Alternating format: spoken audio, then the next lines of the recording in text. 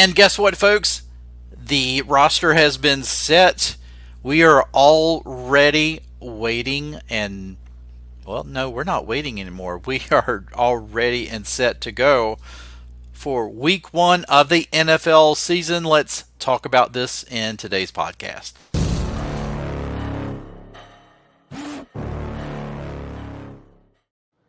And welcome back to another video here on the Washington Football Maniacs channel. My name is Greg Sykes. I am your host along with my best buddy and co-host Brandon Scott. And this channel, of course, is dedicated to news and commentary for the Washington Commanders. If you're down with that, please make sure to subscribe to the channel, and also when you do, make sure you hit that notification bell so you won't miss any other video releases. So it's finally official, folks. The 53-man roster is in, and we are ready to kind of go over it, talk about it, and pick it apart if we want to. I mean, whatever we want to do, we're going to do it, folks. And certainly there were some surprises that I felt, Brandon, that I really felt that these guys would have stuck with the team, but alas, they were cut, and so we're going to talk about that when we get to those. But Brandon, before we get into this, let's talk about it a little bit. Why not talk about it now, right? So, Brandon, anybody that stands out in your mind as far as a surprise roster cut for the Washington Commanders? Oh man, good question. I don't know we're about to get into the nitty gritty of the 53-man roster, but the one guy that kind of comes out to me is KJ Henry. I was very Yes. surprised that they moved on from him. And if you look at 7 draft picks from last year, 5 have been cut. So Adam Peters has put his stamp on the front office, and a lot of these Ron Rivera guys are on their way out the door. So, I'm not surprised. You see this. We talked about it in previous videos where GMs come in, they kind of put the stamp in the front office. They prioritize their guys and they kind of get rid of the guys from the previous regime. So not surprised. But KJ Henry to me was a young guy with potential. So very surprised.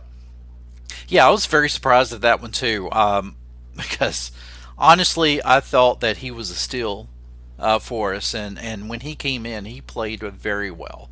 We were certainly searching for some good guys to come in, at least on a heavy rotation for that. Those edge rushers. Since, well, of course, we jettisoned both Chase Young and Montez Sweat, and of course, Montez Sweat talked about how toxic the environment was in Washington. Of course, it seems like every player that gets kicked out of Washington talks about oil is toxic. But anyway, we will talk about that. But anyway, yeah, I will say KJ Henry was very surprising to me because I really felt that he would really, contribute quite a bit into a heavy rotation, because I think we're still kind of sort of not quite sure how these edge rushers are going to turn out. But it's going to look different this year, so hopefully it's going to look pretty good. But we are going to start with, of course, the position that everybody loves to talk about, the quarterback position. Now, I know that there were a lot of female fans who cried about the our most handsome quarterback. I'm assuming. I don't know. He was pretty handsome guy, I guess. I liked his style. Getting cut, but never fear. We're going to talk about the practice squad. So he's not out of Washington just yet, ladies. You can dry your eyes. You may not see him on the field, and if you do, that means we are in sad trouble at the quarterback position. But so our 3 quarterbacks that we're going to have on the 53-man roster, of course, Jaden Daniels, the starter, Marcus Mariota, the veteran backup, and Jeff Driscoll, who I felt really impressed throughout the preseason. I think this is a pretty good 3-man quarterback lineup here. You've got the rookie, the exciting rookie who's going to start. You've got a solid veteran who, when it comes When it comes time, I think Mariota, if he's got to step up to the plate, I think that he could be a good veteran. And then Jeff Driscoll, who again I felt, he really played well in the preseason. Um, what are your thoughts on this? Any surprises with the quarterback position? Not at all. I Not at mean, all. Jane Daniels is going to be the starter. I think we all knew that. Marcus Mariota is going to be the backup. I think we all knew that. And Jeff Driscoll, like you said, he responded. He played well in preseason, so no surprises here. Yeah, no surprises. We're moving on to the running back position. Maybe a little bit of surprise here. Just because we saw a couple of the guys last year or whatever. But of course, Brian Robinson Jr. I guess you would call him the featured back if there is such thing as a featured back in any of these offenses, modern day offenses. But Brian Robinson Jr.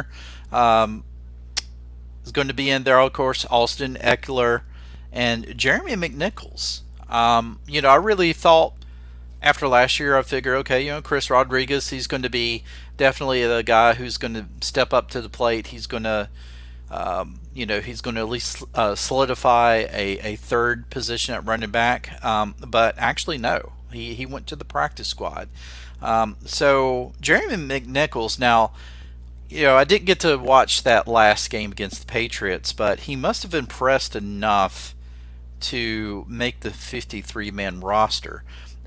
You would consider Jeremy a surprise in the backfield? I'm gonna say yes and no. I kind of looked at Wiley being a guy who could have been on the 53-man roster. Same thing with Casimir Allen. But if you look at the history of Jeremy McNichols, he previously played with the San Francisco 49ers. The Commanders running backs coach is Anthony Lynn, so they have that relationship, that history with each other. So I think they kind of prioritize experience over youth, but I'm not very surprised. I do like Jeremy McNichols. I think he brings valuable experience behind Austin Eckler and Brian Robinson Jr. So I'm not surprised, but it's just one of those things where you don't really envy the GM. It's a tough decision. It's great when it is a tough decision because that tells you that there's a lot of talent that is on the team. And you want the cream of the crop, of course, to rise to the top, to really show out and be the true talent amongst everybody else. But when it really is a hard decision, that's when you're starting to build a good, solid team. When you start to see what we as fans think are surprise moves, it really just tells you that the talent is getting so much better, as hopefully has improved from last year. That you do start to make some of these surprise moves because you just don't have enough room for all of the talent.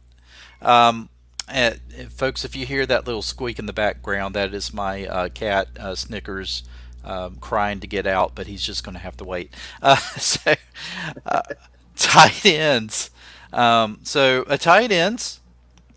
Zach Ertz, of course. We know that Zach Ertz is going to be the tight end number one.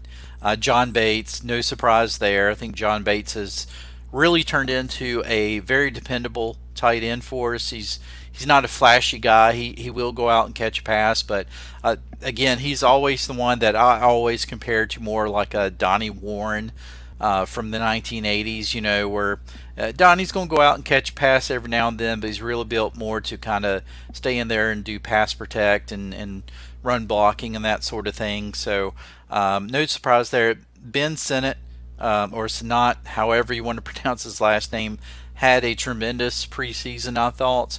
A draft pick for this year, so it's very exciting to see a draft pick this year actually make the 53-man roster, and hopefully he's probably going to get a lot of playing time as well.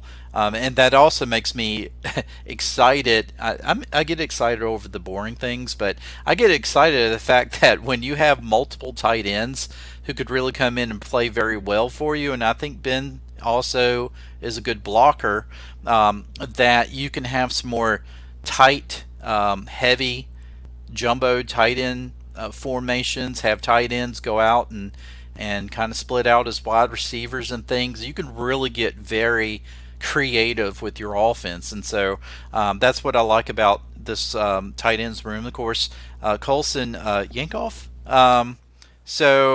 I don't know much about Colson. It says was a very strong special teams contributor throughout camp and had a 12-yard catch against the Patriots. He should fit in nicely as a fourth player on the depth chart. So somebody that you're probably going to wind up seeing a lot on special teams. I think that's the other thing that of very big importance is a lot of these guys are going to get a lot of their playing time on special teams. You really want a good solid special teams, especially guys with really good hands there as well in special teams. So that is your tight ends.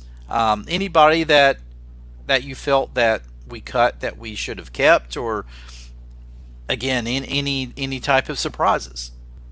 Uh I would say Yankoff is a surprise. I don't know much about him. I'm kind of looking at his sample size at UCLA. That would be the one guy that I'm kind of surprised that if you're going to hold on to a fourth tight end, I'd prefer if they would have held on to Cole Turner.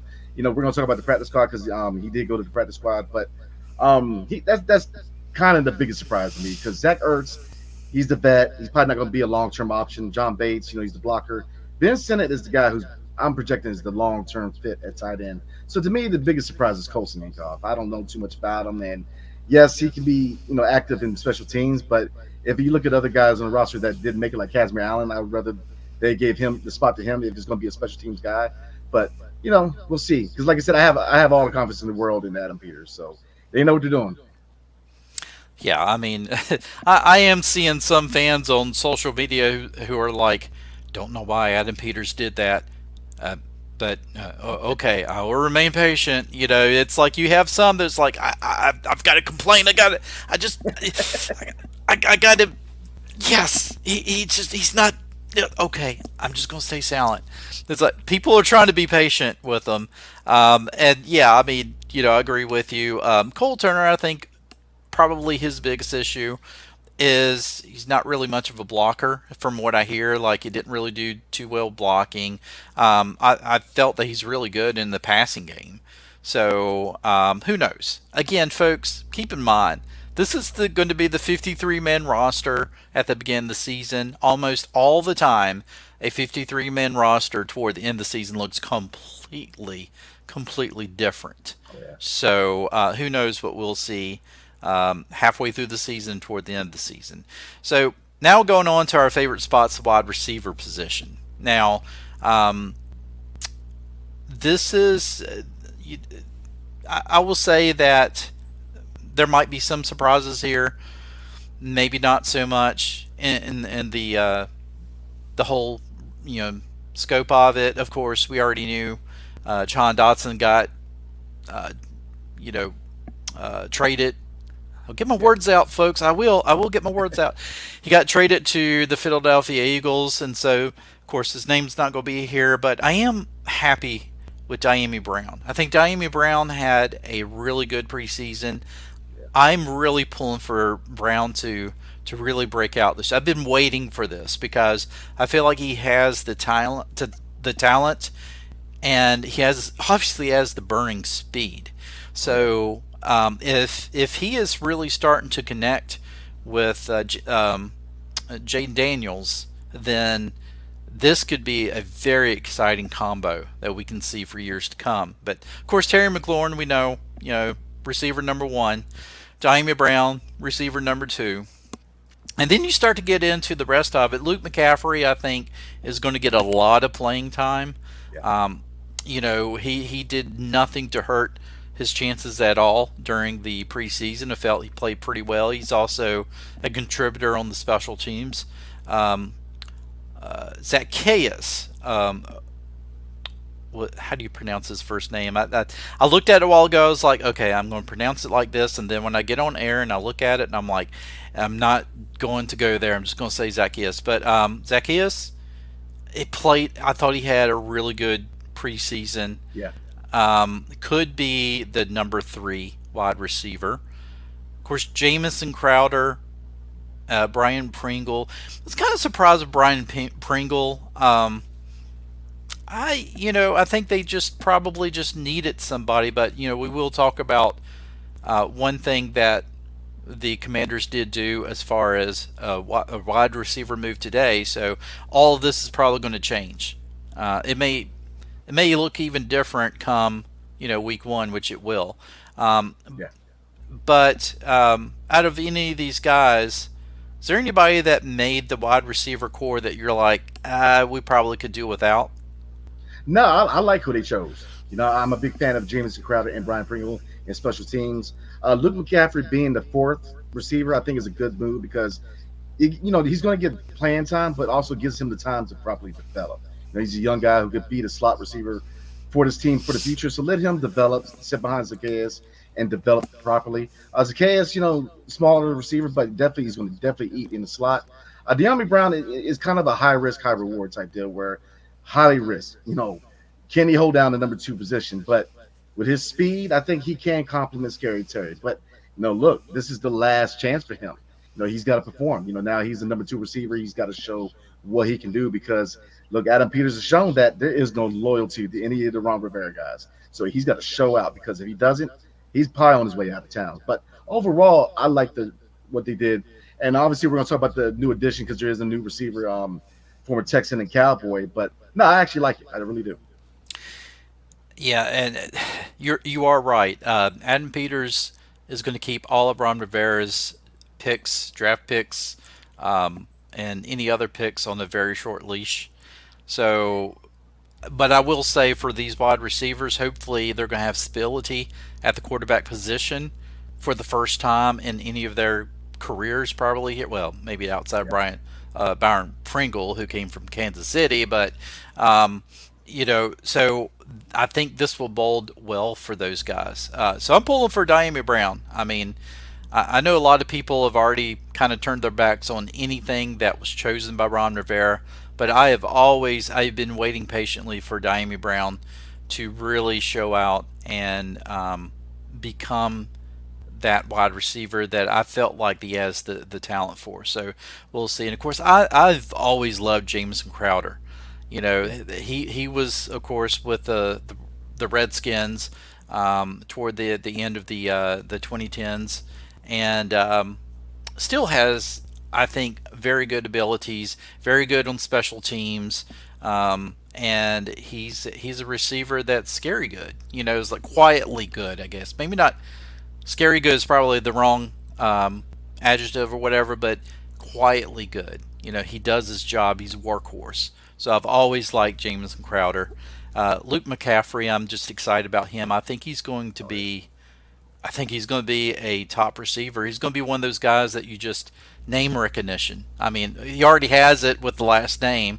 His daddy. I watched his daddy play football, and of course his brother out in San Francisco, and of course now Luke here in Washington. So he already has a name recognition, with his last name. But I think he's going to make a name for himself as well. So moving right along, we're going to hit the offensive line. Brandon Coleman, Nick Allegretti, Taylor Baidez, Sam Cosmi, Andrew Wiley, Cornelius Lucas, Trent Scott, Michael Didier, not Didier, Didier, Chris Paul. See, this is why that the college I work for never allows me to call out the names of the graduates. So they know I will just murder those names. So I mean, outside of any of this right now, I mean, like, I feel like we have to keep Andrew Wiley just because, but, um, you know, I think we're still trying to decide is Brandon Coleman going to wind up being that guy at the left tackle position? Um, they're trying to get him in there. We don't quite know what's going to happen with this lineup, but I mean, here are your offensive linemen. So, out of these guys, who do you think is going to be the starting lineup for the offensive line? Oh, easy. I mean, at this point, I think Brandon Coleman is going to be left tackle. They're going to see what he can do this season, and then, if he has a good year, he could be the left tackle of the future. If he has a bad year, he very well could be the left guard. But you're looking at Brandon Coleman starting left tackle. Backing him up will be Cornelius Lucas. Left guard is going to be Nick Allegretti, with his backup being. Well, here's the thing about the backup. Chris Paul is going to be the backup both for the left and right guard position. It's good. Um, Trent Scott is going to be the backup right tackle. Sam Cosmi's right guard. Tyler Biadas is going to be starting center, and Michael Dieter is going to be the backup. So I like the group. Chris Paul's intriguing. He's got a lot of responsibility because he's going to be the backup for both guard positions. But Cosme to me is the star of the group. He's got all pro potential, in my opinion. He's definitely a Pro Bowl talent in the line. So can we use improvements? Yes, but we'll see.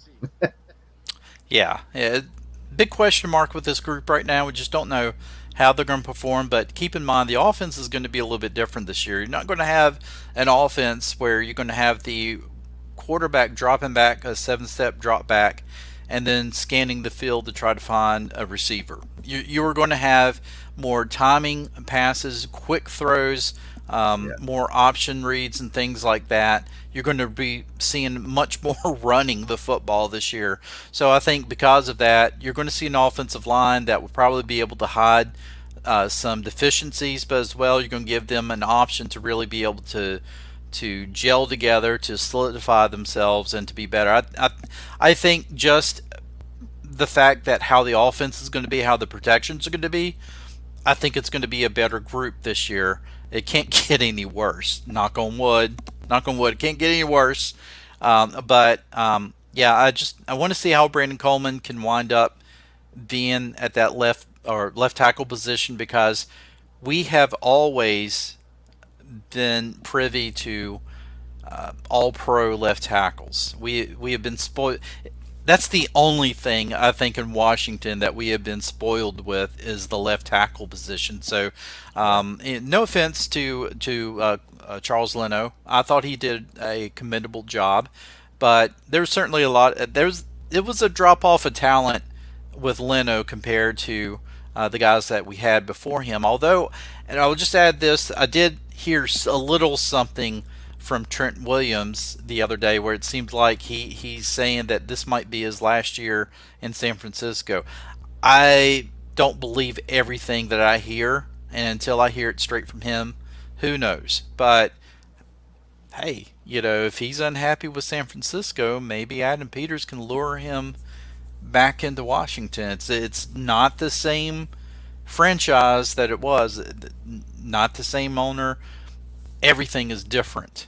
Even the name is different. So who knows? I would welcome him back, but I know he's getting up there in age. So how long would you really have Silverback? But moving right along, of course, we turn our attentions toward defense. And with defense, of course, defensive tackles, Jonathan Allen, Deron Payne, no surprise there. Johnny Newton, I'm excited to see him. If he can just stay healthy, I think he's going to be a very good player. But he's been battling some injuries, so he's probably going to be mixed in a little bit slower. Give himself some time to heal up. Another guy who's had injury bugs like crazy, Fedorian Mathis. I've Oh yeah. been waiting to see anything out of him. I was almost surprised that he made the team, honestly. But if he can stay healthy, I mean, I'm telling you, if he can stay healthy, then who knows? Maybe Fedorian Mathis turns into the player that we really have wanted him. He was drafted. Honestly, I felt like he was drafted to replace Deron Payne because we Yeah. didn't think we were going to keep Deron Payne. And I was very surprised when there was a deal made to keep Deron Payne. So I felt okay. Fedorian Mathis, he's just going to be this luxury depth that we have. We're going to be able to, you know, rotate those guys in and out, and it's we're not going to miss a stop or a step, and we just haven't seen much out of them. John Ridgway the third. Now we heard reports. You heard reports, Brandon, because on the website they said he's part of the 53 man roster, but that's not really the case, is it? No, he was actually traded to the New Orleans Saints for a 2025 6th round pick, and we sent a 2025 7th round pick to the New Orleans Saints. So, with him being traded to the Saints, it opened up a roster spot, and we're going to talk about that roster spot in a minute at wide receiver. But yeah, John Ridgway was sent to the Saints for a 2025 6th round pick.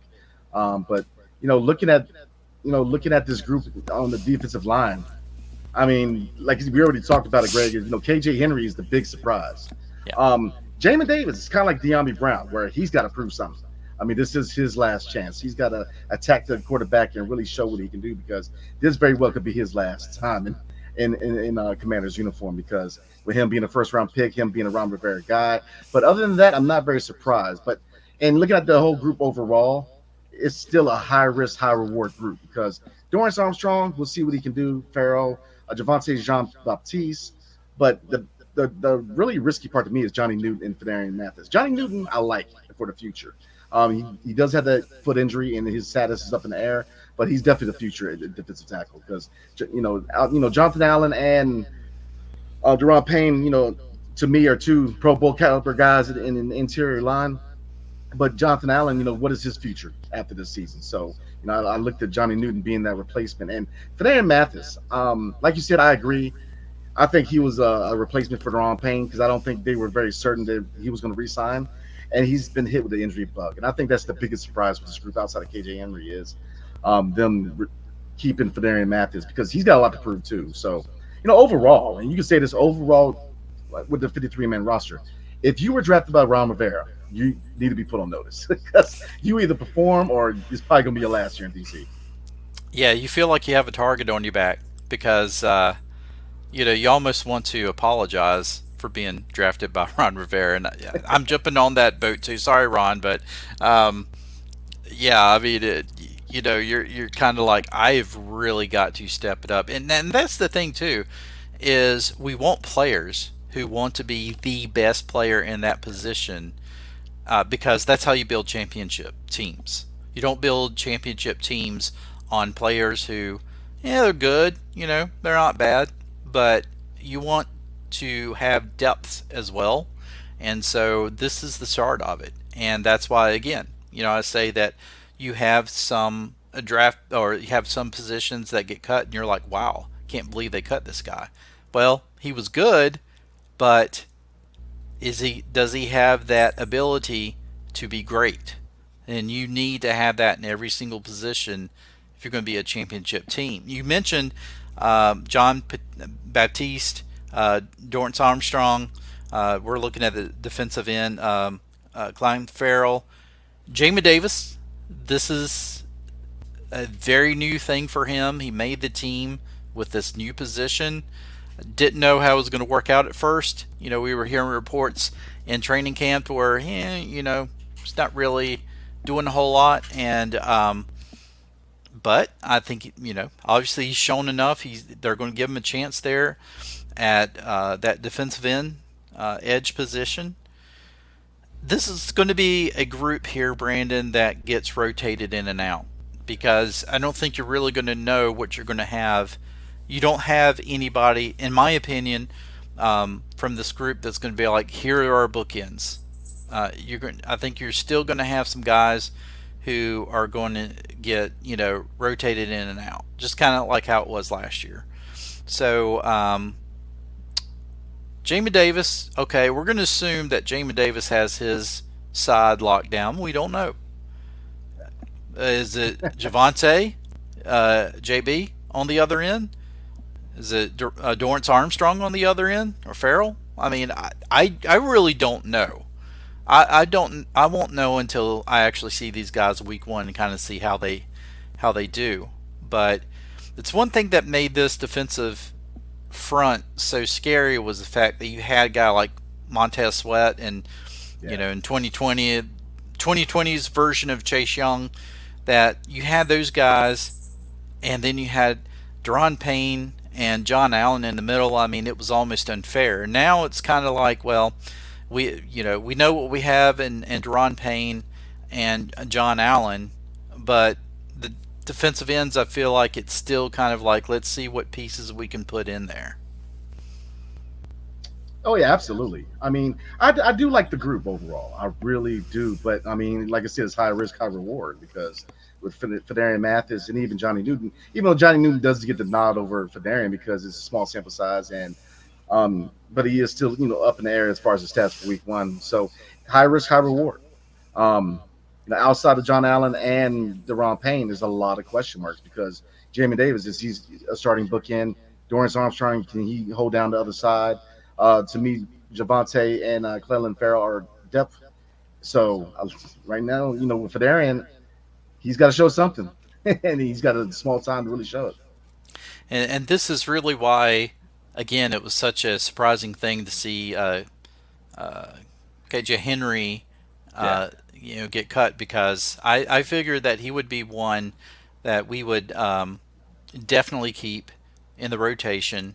And I had this feeling that I felt like, wow, we had gotten a diamond in the rough.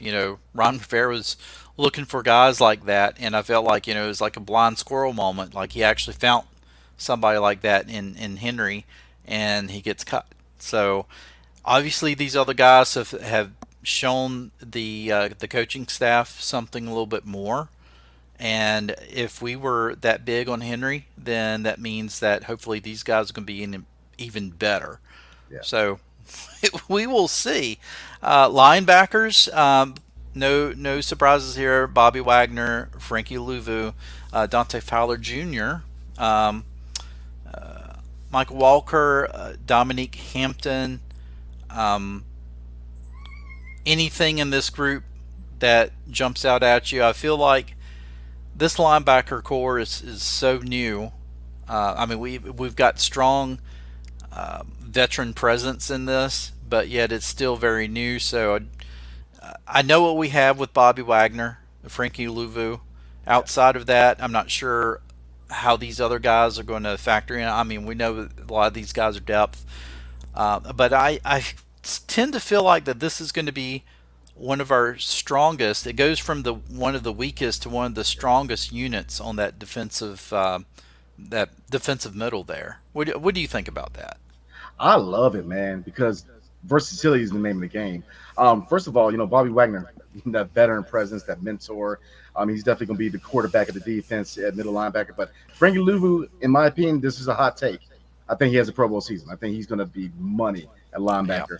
Dante Fowler, looking at versatility, he can play defensive end and linebacker, and Dominic Hampton can play safety and linebacker. So those are a couple of depth pieces that are versatile. And Michael Walker, we'll see, veteran guy, but I know Jordan Maggie is he's on injured reserve, so when he returns, you could see Michael Walker be released, but for right now, he's on the 53-man roster. But overall, I think it's a strong group. I really do. I like Jordan Maggie for the future. Frankie Louvu, I think, is going to be a Pro Bowler this year, and Dante Fowler is very intriguing because again, versatility. He's a guy who can line up on the end, line up the linebacker. It really goes off of matchups. So I love it, man. I love it.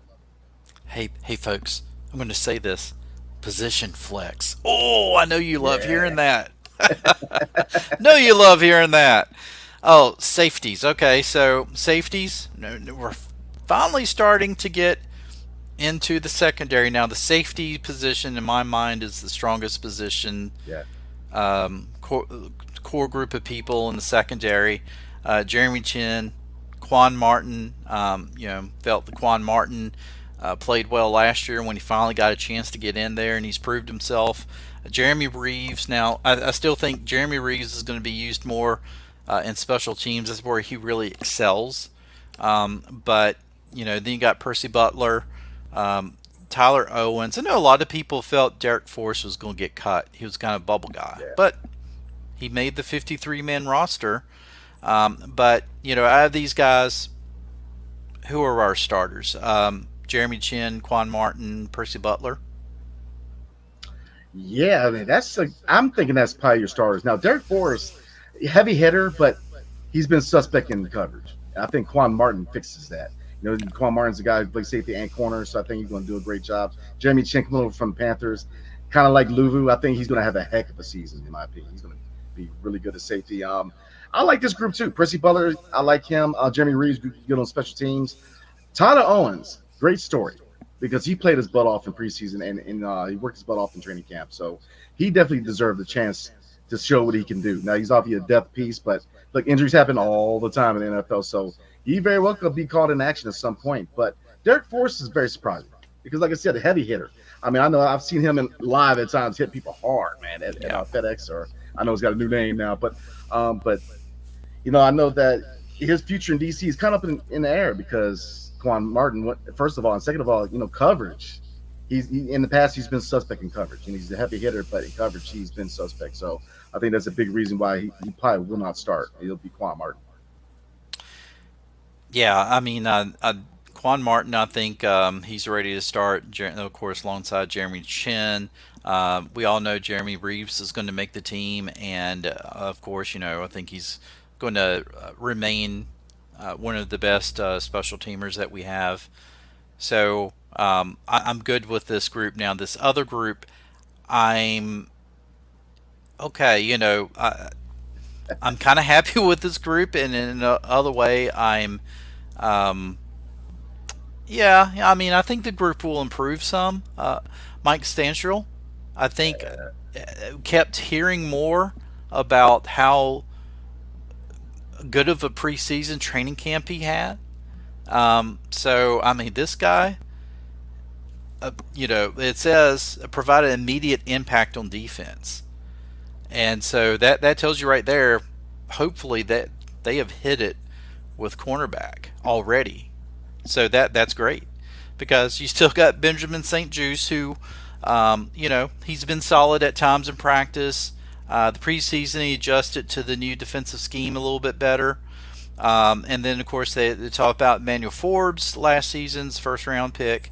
Or he's been praised by the coaching staff for buying into the concepts.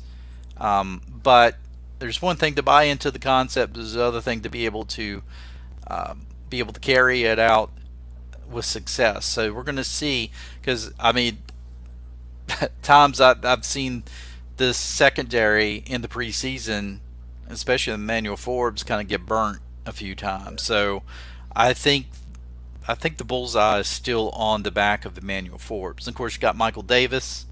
Um, I am not going to pronounce this last name. You pronounce it. I know you, Brandon. I know you know how to pronounce this name. It's Noah Igbengino. Egbigino. That almost sounds Italian. Egbigino. Sorry, I'm sorry, that was bad. Hey, I'm married into an Italian family, so I can do that. So yeah, I mean, kind of like the offensive line. I think this secondary is going to be the other question mark, big question mark of the team. I'm excited to see Mike Sandstrill. I want to see what Benjamin St. Juice has improved on. Of course, all eyes are on Emmanuel Forbes. So, our starting guys on the islands there, Mike Stanstrill, Emmanuel Forbes, or is it Benjamin St. Juice and Emmanuel Forbes? I think right now they're going to put Mike Sammerstrill in the slot corner. I think that's the best spot for him right now. I think that's where he'll excel. Um, Bishop say Juice, I think he's the number one. With his size, he could cause matchup problems, but he's got a lot to prove if he can hold down the number one spot. And then Emmanuel Forbes, you see potential with him. You really do, but he's been so back and forth, up and down, and he's a Ron Rivera pick. He's a Ron Rivera first round pick. So you best believe it. He's got to show something because even if he has a good year and St. Juice doesn't, you still want to go out there and get that number one corner next year that we were kind of looking forward to them getting this year. But I mean, it's a lot of question marks with this group because Mike Davis, he's definitely the fourth cornerback, and then Noah Igbengini. I'm sorry, man. The name kind of gets me too a little bit, but overall, it's a very suspect group, man. I don't really see a clear cut guy outside of Mike Sandstill that is a guy who's ready to start. I mean, St. Juice, you're hoping that he can be that number one guy. Same thing in Emmanuel Forbes, you're hoping he can hold down the other side. Mike Davis is a veteran guy, and then Noah, very unproven. So this is a question mark group. And if they have a good year, we'll see. If they have a bad year, you're going to see a whole different group next year. I guarantee it. Oh yeah, yeah. And I'll say this: if they pleasantly surprise us in this season and play extraordinarily well, along with the offensive line, um, you know, greatly surprising us, then maybe the count of wins goes up a little bit more. But Yeah. I'm still holding on at 7 wins because I don't know about this cornerback position. I think we're still going to give up a lot of big plays. Probably not as many, of course, in the middle. You're going to have guys like Bobby Wagner who's going to be shutting things down the middle, but over top of our corners, I still think they're going to get mugged, and they're going to get tried. And so let's see what happens. Hopefully they're in a system that works better for them, and that our coaching staff has put the right guys in place where they feel like they can excel. It's not. It's also not the thing of here's our system. You either can do it or you can't. This is not that same type of coaching staff. This coaching staff is going to try to put you in the best place for you to excel and hopefully win. And of course, specialist Tress Way, Tyler Ott, our long snapper, Cade York. We picked him up in a trade last week, and of course, he hit both of his field goal attempts against the Patriots. That's already much better than what we saw out of Patterson. So, so of course, there's really nothing there much to talk about. So, of course, that is your 53 man roster right there. But uh, before we go, and I know that this is kind of a long video, but we also need to talk about someone who was signed. But before we talk about that, let's quickly run through the practice squad because we promised we would do that. So the practice squad this year, running back Kashmir Allen. I'm glad that we brought him back. I still feel like we can use him. You know, cornerback Chai Anusium. I have no idea if I even came close. I mean, where are these names coming from? Our guard, Good Jones, and ladies, quarterback Sam Hartman. You are welcome. You're welcome. I personally called Adam Peters and Dan Quinn and said, "Guy's too good looking. You can't just let him go somewhere else." So he's on the practice squad. And I who knows, maybe I'd like to see him in the future to see if he can move up onto that 53 man roster. Defensive end, Andre Jones Jr., a defensive tackle. Um, Notice I'm not even trying to pronounce some of these names. Running back Chris Rodriguez Jr., we still have him on the practice squad. Wide receiver Mitchell Tinsley, with both of us like Tinsley enough. Another wide receiver Cole Turner, of course, he's back on the practice squad. So we're going to see what happens with him. There's still a chance we may wind up moving him, trading him. I don't know if he has that much, honestly, of a trade value. But if we could get a seventh round back, might as well do it, I guess. Um, Defensive end Carlos Watkins, running back Michael Wiley. I did see a lot of Michael Wiley in preseason. I thought he played decently, but um, there is your practice squad. Now moving right along, Jeremy Fowler stated that Noah Brown has signed with the Commanders. Now Noah Brown, um, he's played a couple of years already in the league. Started off with the Cowboys, stayed in Texas, went to the Houston Texans, and he's actually, I mean, he had over 560 yards receiving last year. Didn't have a bad year with the Cowboys in 22. He had 550 yards there. Um, so back-to-back seasons with over 500 yards receiving. It's not too shabby for a wide receiver starting off. So we know he's going to come in and make a immediate impact, I think.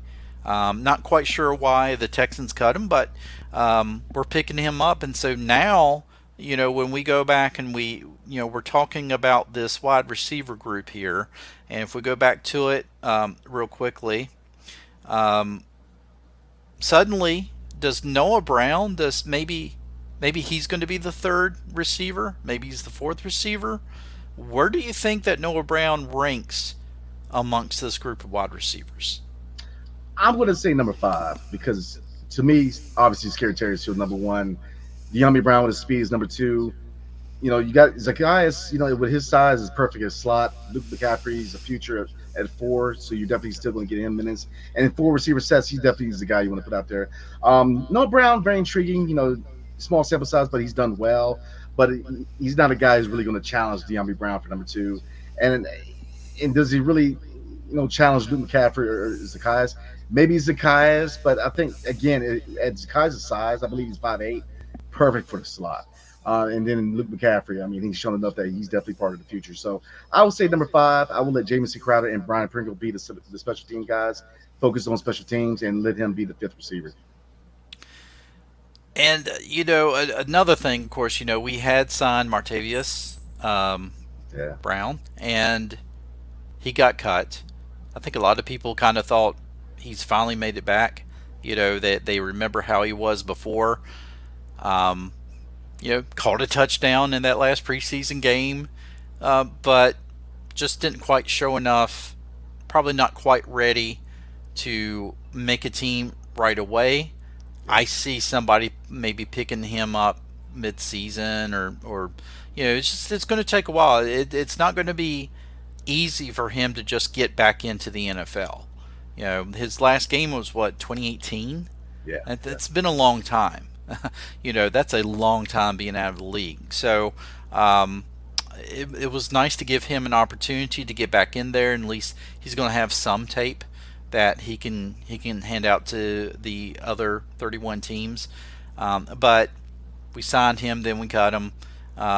So I know some fans were like, "Why in the world did we cut him? He yeah, scored a touchdown." I'm like, "Well, yeah, but again, it's going to take him a while to get back into NFL condition, NFL ready, and all that stuff. So I think we've made the right choices as far as our wide receivers this year. So overall, this is what we're looking at as far as our 53 man roster, guys on the practice squad.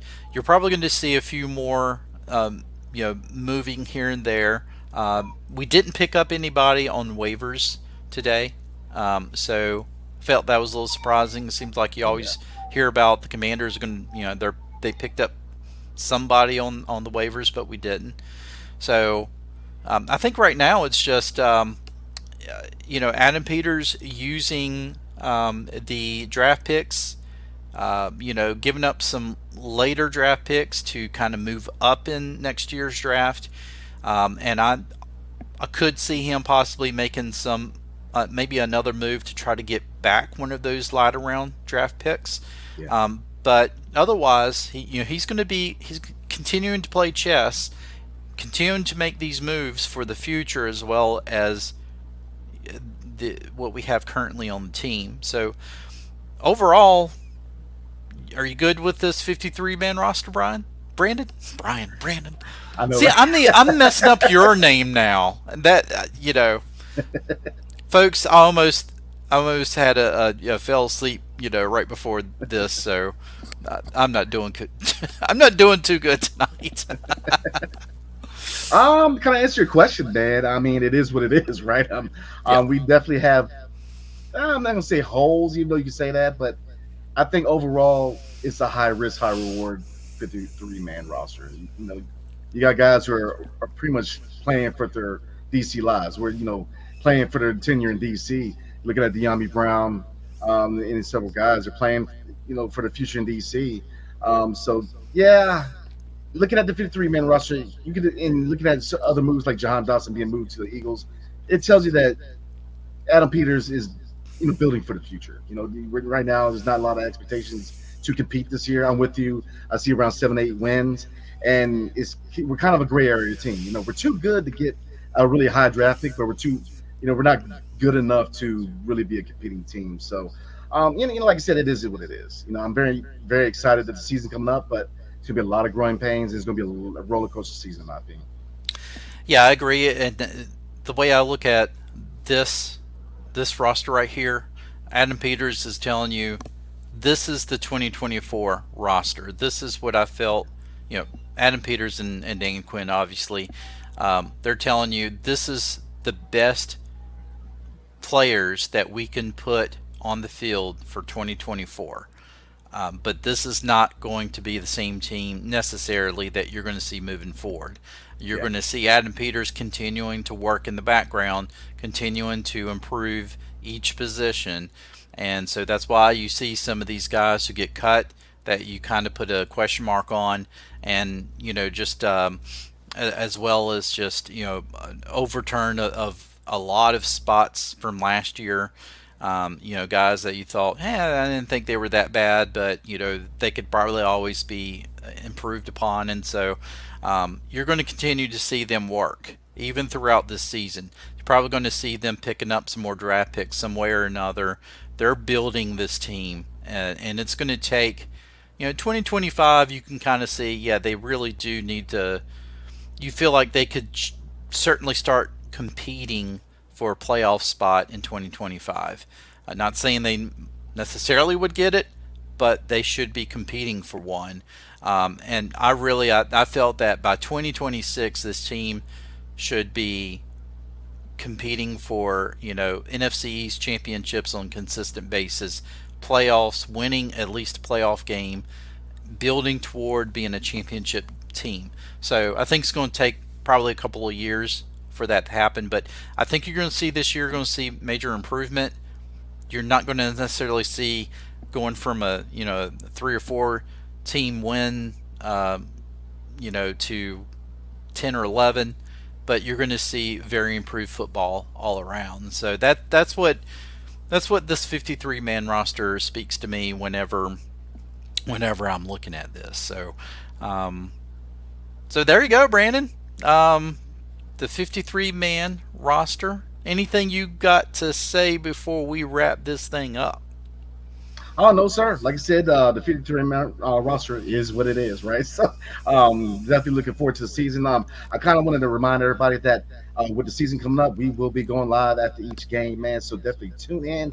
I mean, if you're not a member of Washington Football Maniacs, definitely consider, man, because this season, live recaps. I mean, any kind of news that comes out, definitely want to be your first source, man. So definitely subscribe, man. But nah, man, I'm looking forward to the season, and like I said, looking forward to watching some football with you, man. Absolutely. I am excited for this. And as Brandon alluded to, we're going to try to go live after games, kind of do an after game analysis, breakdown of each game. So, if you get tired of the regular talking heads, breaking it down, just tune into the Maniacs. Hopefully we'll give you something a little bit different, something a little bit more unique. And again, it's just it's a couple of guys sitting down talking football. You can't get anything better than that. So, folks, that's it for today's podcast. Hope you enjoyed it. Again, if you did, please give it a like. Give us, leave us a comment in the comment section. Share this with any other football fan, non-football fan. If they just need a laugh or whatever. But with that said, we will see you in the next one. Take care and be safe, and hell to the Commanders.